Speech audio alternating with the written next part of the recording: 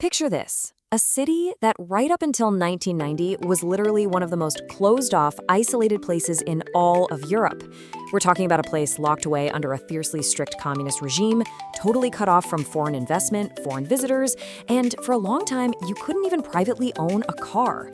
Now, I want you to take that image and picture that exact same city completely rebuilding its economy, its entire skyline, and its international relationships, all within a single generation. Welcome to Tirana, Albania. What we're witnessing here right now is an absolute masterclass in compressed hyperspeed development. It seems like everyone today is calling Tirana the cheapest capital in Europe. But in this explainer, we're going to stop and ask the one critical question that almost nobody else is asking. Cheapest for whom? It's a beautifully simple question, right? But it completely shatters this widely accepted myth. Because whenever we say something is cheap, we have to ask, compared to what? What's the baseline?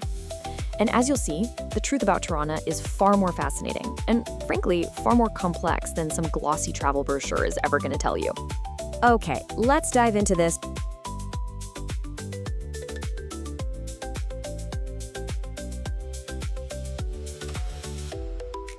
Everyone calls Tirana the cheapest capital in Europe. Almost nobody asks, cheapest for whom? A little context helps explain why this city changes as fast as it does. Until 1990, Albania was one of the most closed, isolated states in Europe under a strict communist government. Tirana spent decades cut off from foreign investment, foreign visitors, and for much of that period, private car ownership. What's happened since is genuinely compressed development. A European capital rebuilding its economy, skyline, and international relationships within a single generation. A single person can supposedly live comfortably here on $900 to $1,500 a month, according to several expat cost of living guides published in 2026. That number is real. It's also only half the picture.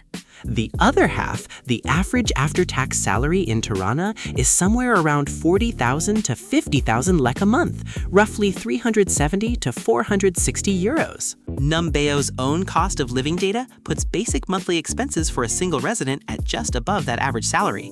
In other words, for many people who actually live and work here, the math barely closes. This is the pattern you'll see across the whole video. Tirana runs on two different economies at once. One is priced in euros, funded by foreign income, tourism, and money sent home from abroad.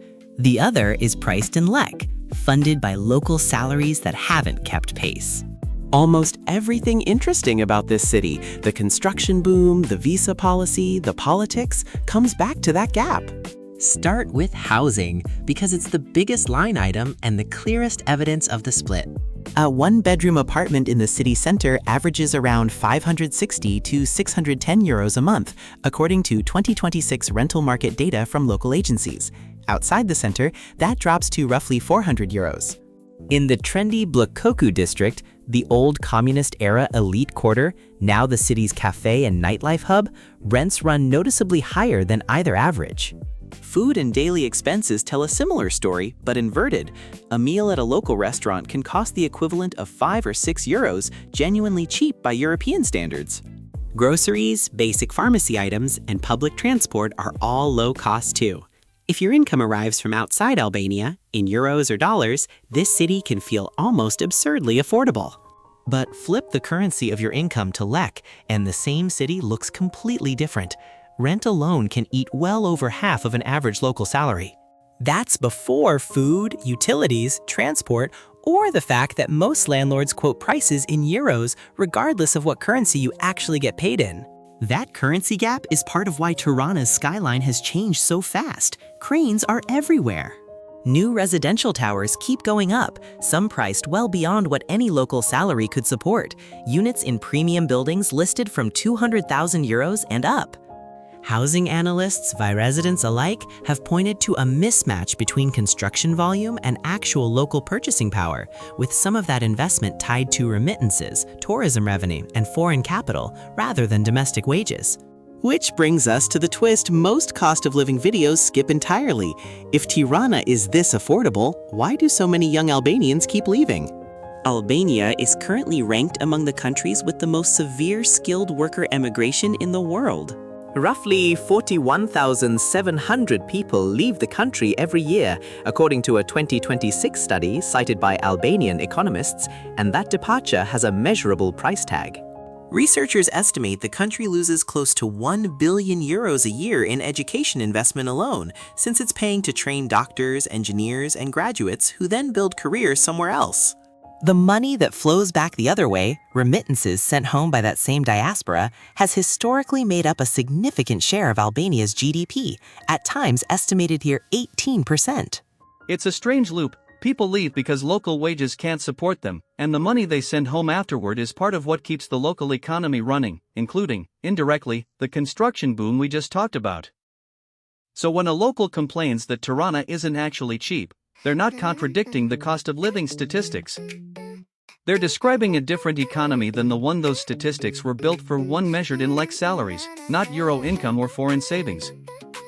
The return side of the story is thinner than the departure side. Studies tracking educated Albanians who emigrated in the early 2020s found only 2 to 3% had come back within a few years, a far lower return rate than most comparable small European economies. For now, the flow runs mostly one direction. Ask someone in Tirana about the cost of living and you'll usually get a shrug and a coffee order, not a lecture.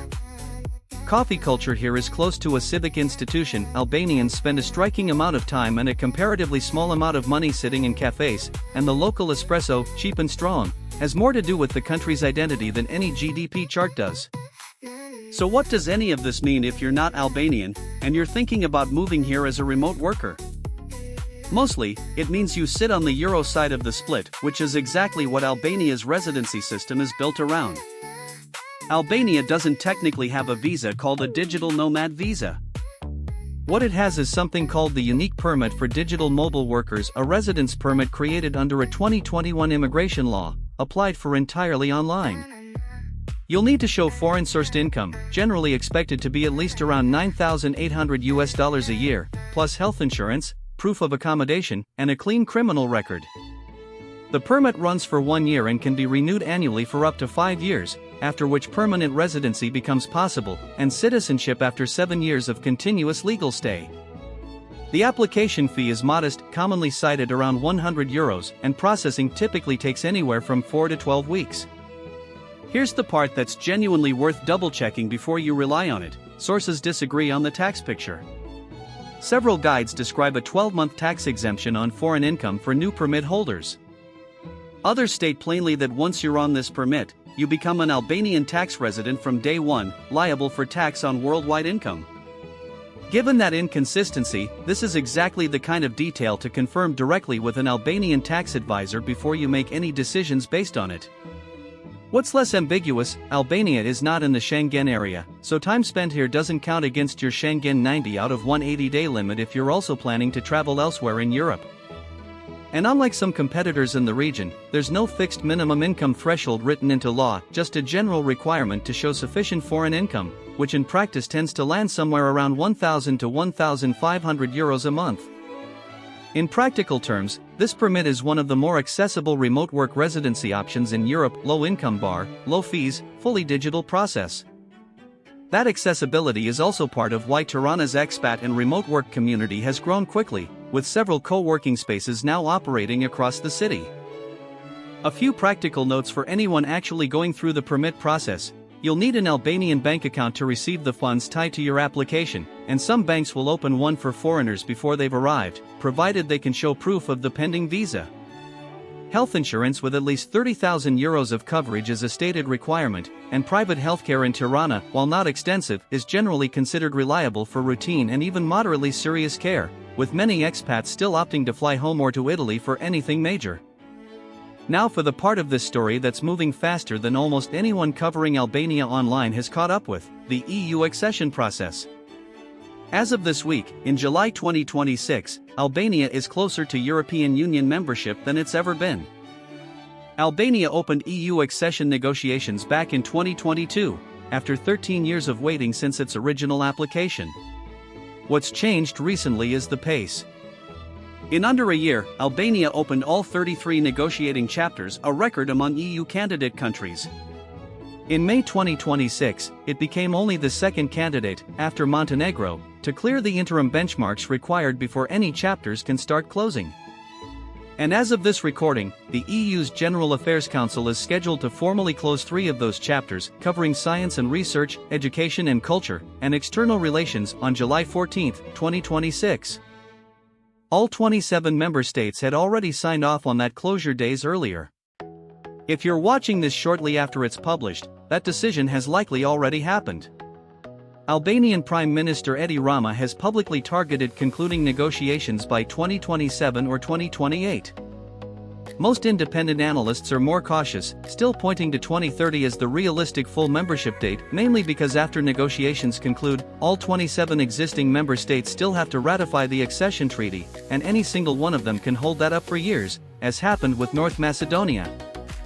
What does the accession process actually change on the ground, right now, for someone thinking about moving here? Some of it is already visible: EU-funded infrastructure projects, roads, water systems, border crossings, digital government services, funded partly through a €6 billion reform and growth facility for the Western Balkans. Albania joined the Single Euro Payments Area, SEPA, in 2025, which means euro transfers between Albania and the Eurozone now move on the same rails as transfers within the EU itself, faster and cheaper than a typical international wire. One institution the EU repeatedly points to as evidence of real reform, SPAC, Albania's special structure against corruption and organized crime, created specifically to prosecute high-level graft cases that ordinary courts had historically struggled to touch. EU officials have called it one of the most trusted institutions to emerge from the reform process, though its long-term independence, like much of Albania's judicial overhaul, is still being tested case by case. What hasn't changed yet, and what EU monitors continue to flag every year, concerns about judicial independence, the extended use of pretrial detention, media freedom, and the size of the informal economy, which some estimates still put at 30 to 50% of GDP. Accession momentum is real. So is the fact that Albania is negotiating its way toward EU standards, not already living by them. None of that shows up in a Bloku rooftop bar at sunset, of course. What you'll actually notice there is how young the crowd is, how good the coffee is, and how many conversations are happening in Italian, German, or English alongside Albanian, a small, visible sign of just how connected this city already is to the rest of Europe, treaty or no treaty. If you do move here, where you land matters more than the citywide averages suggest. Bloku is the obvious choice for most remote workers, walkable, dense with cafes and co-working spaces, genuinely the social center of expat life, but it's also where you'll pay the premium end of Tirana rents. Komuna e Parasit, just south of Bloku, offers a quieter, more residential version of the same lifestyle at a slightly lower price. Further out, near the Grand Park, Tirana's main green space, with running trails and an artificial lake, rents drop further still, at the cost of a longer walk or a taxi ride into the center for everything else. It's worth naming the obvious tension directly, as more remote workers and Euro-income residents concentrate in Bloku and Komuna e Parasit, rents in exactly those areas keep climbing fastest, the same pattern seen in gentrifying neighborhoods from Lisbon to Mexico City. Nobody moving here individually is responsible for that. Collectively, it's still the mechanism reshaping which parts of the city locals can still afford to live in. On infrastructure, fiber internet is standard in most residential buildings now, typically 50 to 100 megabits per second for $15 to $30 a month, enough for video calls without drama. Co-working spaces have multiplied over the past few years, several charging in the range of common European co-working rates. One genuine downside worth naming plainly: traffic. Tirana's road infrastructure hasn't kept pace with car ownership, and the city is regularly cited as having some of the worst traffic congestion in the Balkans. If you don't need a car, that's one more reason not to get one. Geography works in Tirana's favor in one clear way: the coast is close. Durrës, Albania's main port city and beach town, is about 40 minutes away by car. The southern Riviera, a stretch of Ionian coastline often compared to Greek islands, at a fraction of the price, is a few hours further south, making weekend trips genuinely realistic rather than aspirational. Tourism plays into this too. Albania has seen a rapid rise in international visitors over the past decade, and Tirana increasingly functions as the gateway: more direct flights, more short-term rental listings competing with long-term ones, and more of that same Euro-priced pressure on housing near the center. On safety, violent crime targeting foreigners is not a significant pattern here, and most cost of living and expat guides describe Tirana as broadly safe for day-to-day life. The more realistic concerns are the ordinary ones: pickpocketing in crowded areas, overcharging by unmetered taxis, and navigating a still partly cash-based, partly informal economy where paperwork and receipts aren't always second nature. So, cheapest capital in Europe, EU accession frontrunner, one of the more accessible digital nomad permits on the continent. All three of those things are true, and all three of them describe Tirana mainly from the outside looking in. From the inside, it's a city where the same rent that feels like a bargain to someone paid in euros can swallow more than half of a local salary. Where the accession process bringing EU money and EU standards is also, indirectly, part of what's pricing some residents out of their own neighborhoods. Where the people best positioned to benefit from Albania's opening to Europe are, often, not the Albanians who stayed. Tirana isn't cheap because life here costs little. It's cheap for anyone whose income was never priced in lek to begin with. Whether that makes Tirana worth moving to is a different question, one that probably depends less on the cost of living index, and more on which side of that currency line you're planning to live on.